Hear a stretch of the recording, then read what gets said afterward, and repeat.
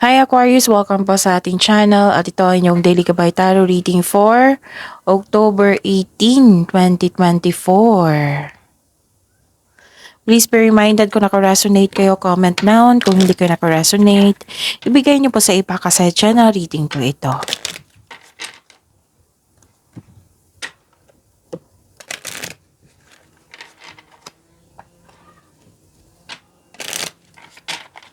This is for you Aquarius ngayong October 18, 2024.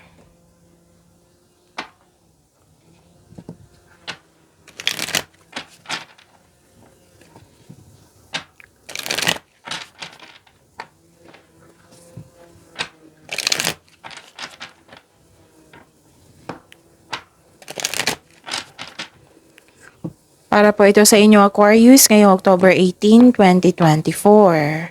Maraming salamat po sa inyong patuloy na suporta at maraming salamat din po sa mga hindi nag-skip ng ads. Gamitin ang reading na ito bilang gabay lamang sa mga hindi pa nag-subscribe, subscribe na po kayo at click bell notification para malaman nyo na may bago tayong video. Para sa mga gusto magpa-reading po, may lumabas dyan sa screen nyo ngayon, panoorin nyo po. Kung gusto nyo po iyan, then follow instruction. Calling the attention sa mga suki ko dito na Aquarius, open na po inyong Monday Gabay Tarot reading for October 2024. May 6 months from now reading tayo at love life reading po. So message me Aquarius for schedule. Maraming salamat po. Spirits Guide, mga ganap po para kay Aquarius ngayong October 18, 2024. I need 3 cards po.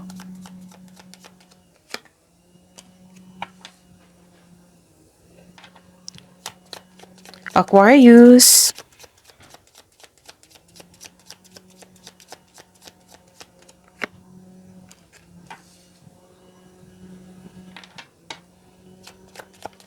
Aquarius.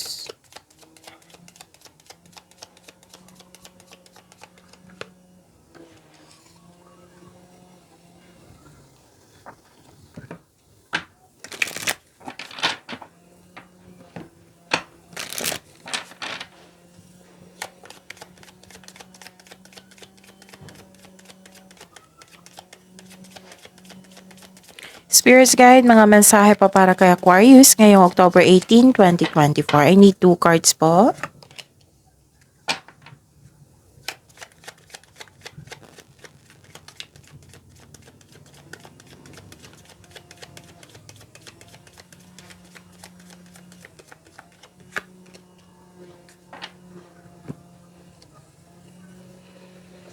Okay, Aquarius, ngayong October 18, 2024. Kung may narinig kayong ingay ha, maingay po yung kapitbahay namin na ng damo. Oo, anong tawag niya sa machine na yan. Okay. Focus kayo sa akin para may makuha kayong mensahe, para may tapos, don't worry kasi nakafocus ako sa reading natin ngayon, Aquarius.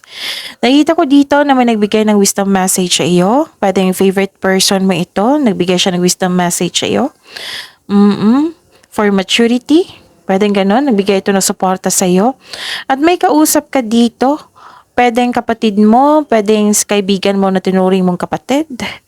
Nag-uusap kayo. Tapos may sabi ang card niyo po dito na wag po daw kayo magpa-apekto or alamin niyo muna ang chismis kung totoo ba yan or hindi. Alamin niyo mo gather factual information. What I meant is yung yung alamin niyo muna kung totoo ba yan chismis na yan or hindi. Bago kayo magpa-apekto, okay? Kasi nakita ko dito na apektuhan kayo eh. Ano pa? Parang may dumating na bisita. Pwedeng itong kapatid mo or ibang tao na para mo ring kapatid. Nagbigay siya ng unexpected message sa iyo. Binigyan mo agad ng reaksyon or action. Pwede din na nag-uusap kayo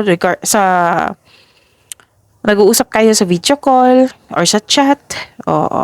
Basta naka-receive kayo ng news or information or isang unexpected message mo na bibigyan mo ito ng agarang action or reaction. Okay? Puro ito news or information. Basta mga mensahe ang na-receive nyo ngayong araw na ito, Aquarius. So, find comfort and balance in simple ways. You have support all around you. Okay. Pagbalanse sa inyong emotion, sa inyong mga ginagawa dyan. Maging komportable. Tapos, please know that you have a support all around you and use your keen perception and skills in making decision. Do not delay. So, may gagawin kang desisyon. Huwag niyo po daw i-delay. So, give an action. Spirits guide. Energy po ni Aquarius ngayong October 18, 2024.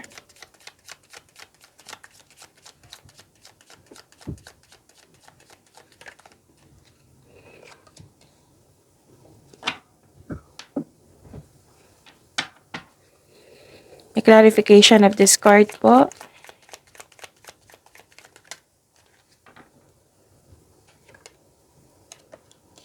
Okay.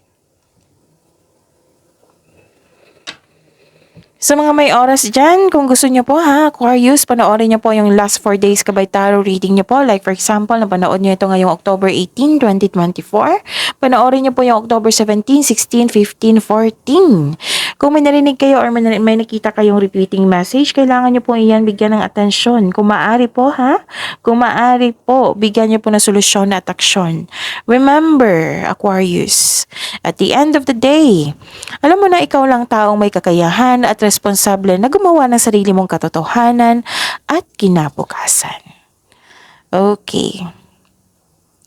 Ano ang energy mo, Aquarius? Nag-move forward kayo dito.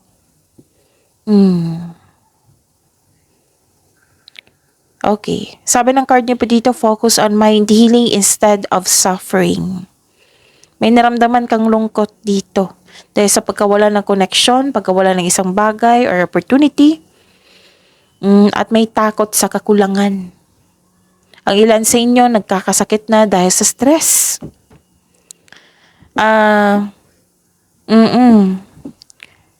So this card asks you to believe in yourself, think positive na makabangon ka ulit, and have faith ng divine can lift you out of any period of loss.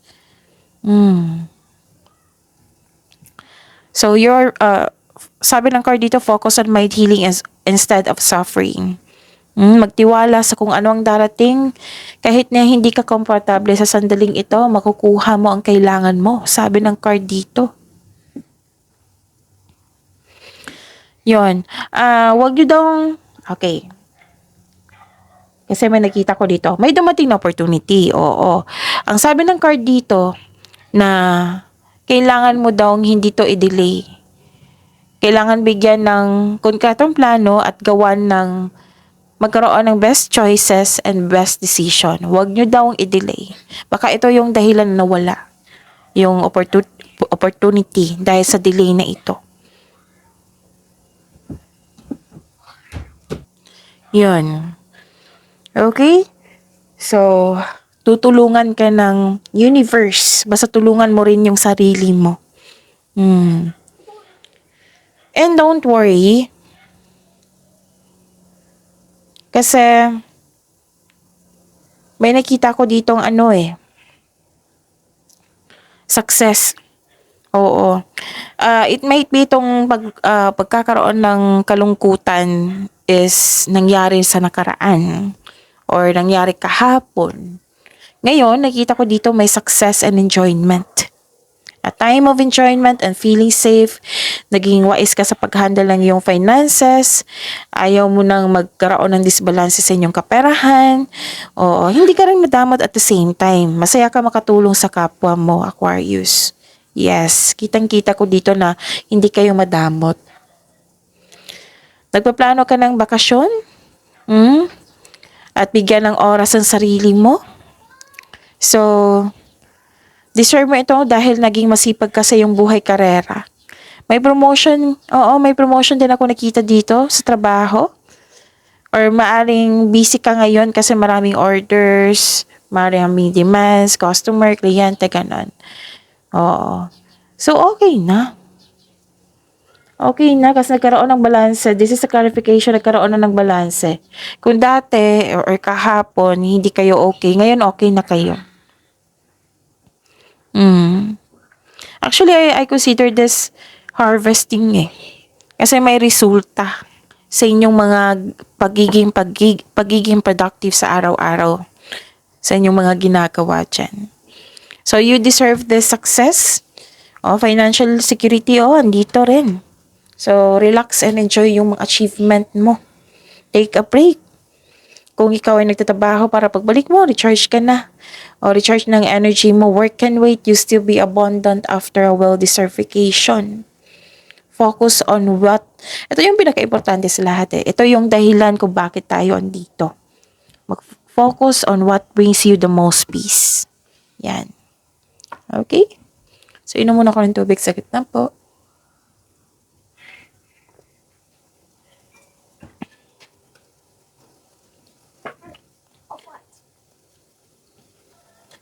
Spirits Guide. Career and money po ni Aquarius ngayong October 18, 2024.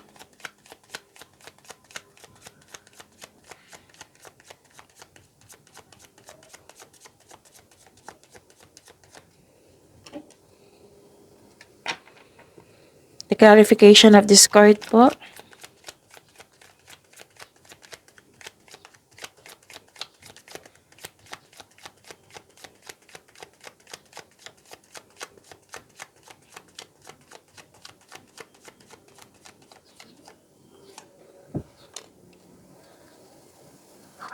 Okay. Anong ganap sa inyo? Career and money. Nakikita ko dito na may nanindigan kayo, naging honest kayo sa inyong sarili, naghahanap kayo, yung truth seeking. Yun nga yung sinabi ko sa inyo kanina na hanapin nyo muna yung katotohanan bago kayo maniwala sa chismis na yan, bago kayo mag-judge or mag-react sa chismis na yan, okay? Panahon na para umaksyon kung alam mong nasa tama ka. And this card ay sumisimbolo ng katapangan at confidence. So, full of power ka dito, Aquarius. This card tells you to be careful sa mga ginagawa at pinipiling desisyon. Tatlong card na po nagsabi niyan ha.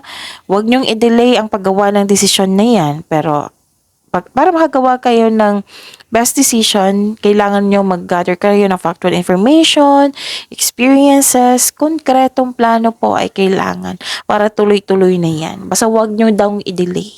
Tatlong card na po nagsabi niyan, repeating message na po. So, give attention. Konkretong plano ay kailangan dito. Pinupush talaga ng cards nyo, Aquarius. So, give attention ha. Okay. Kasi may ganap dito. Okay. Nanindigan kayo, nakatuon kayo sa inyong layunin o proyekto. Oo. Okay.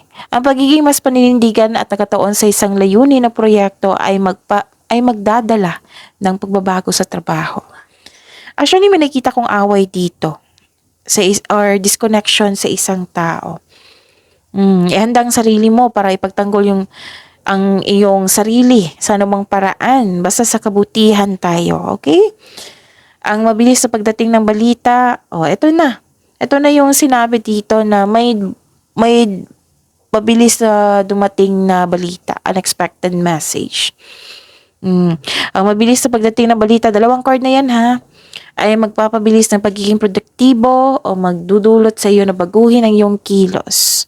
May dumating at binigyan mo ng agarang aksyon or reaction.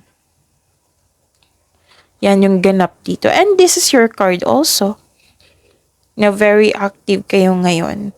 And yung mga reminder ng card dito, yung mga repeating message ha, give attention talaga. Nasa iyo na kung bibigyan mo siya ng aksyon or solusyon. Okay? Ano pa?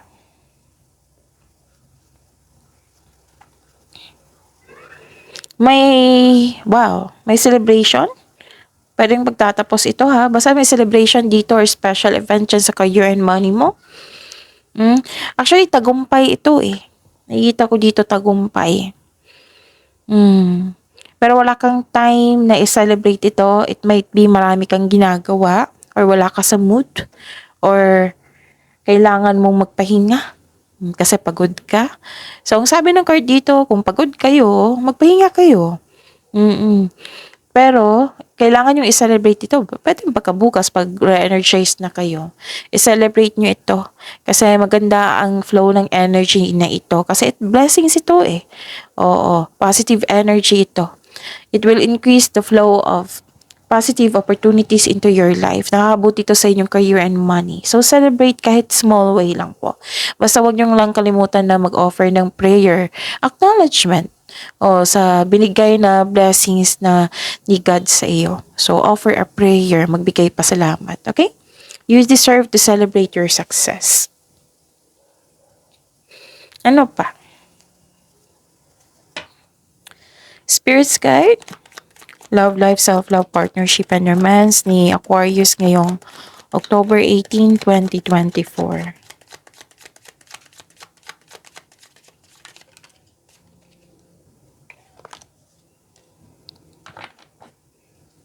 And a clarification at this card po.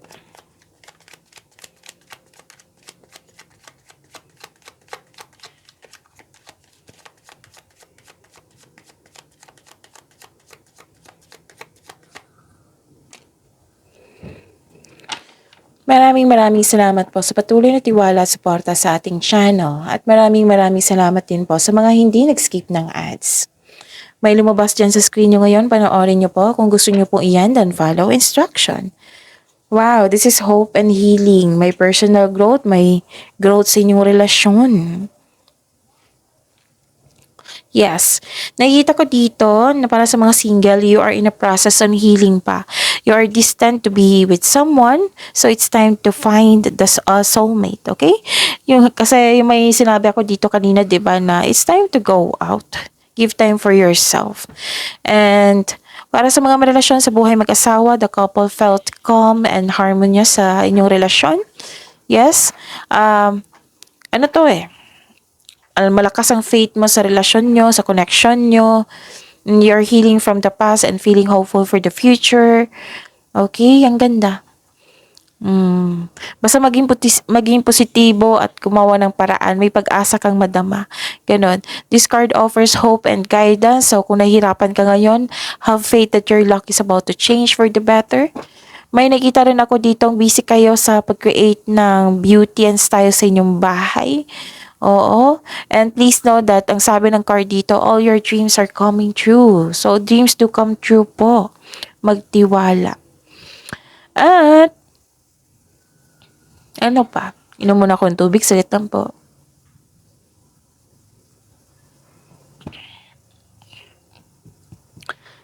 Full of power and inspiration. Busy kayo ngayon. Okay. May pag-uusap dito na maglakbay sa malayong lugar or mag-abroad. Yung iba sa inyo magsisimula ng pumasok sa gym for fitness routine. Parang oras na, para kumilos kayo para isagawa yung matagal mo ng plano o proyekto. Pagsisimula to eh. Okay. Isang bago na very exciting na isang relationship na puno ng passion at intensity at nagbo-blooming ito. So, ilan sa inyo dito kakapasok lang relasyon? Maari. Kung ikaw may karelasyon, maari mong pwede din sa buhay mag-asawa to ha. Kung ikaw ay may karelasyon or buhay sa mag-asawa, maari mong maramdaman ang pagtaas o muling pag-iibigan. Yung pwedeng nagkabalikan ito, pwedeng nagkatapuhan the other day, the other week, at nagkaroon ng union ngayon. Oo, pwede din nag-uusap, di ba? Nasabi ko sa inyo kanina, nag-uusap kayo regarding sa yung bibigyan nyo ng aksyon, yung matagal nyo ng pinaplano, ganun. Like, sa pagsisimula ng pamilya, pagbubukod.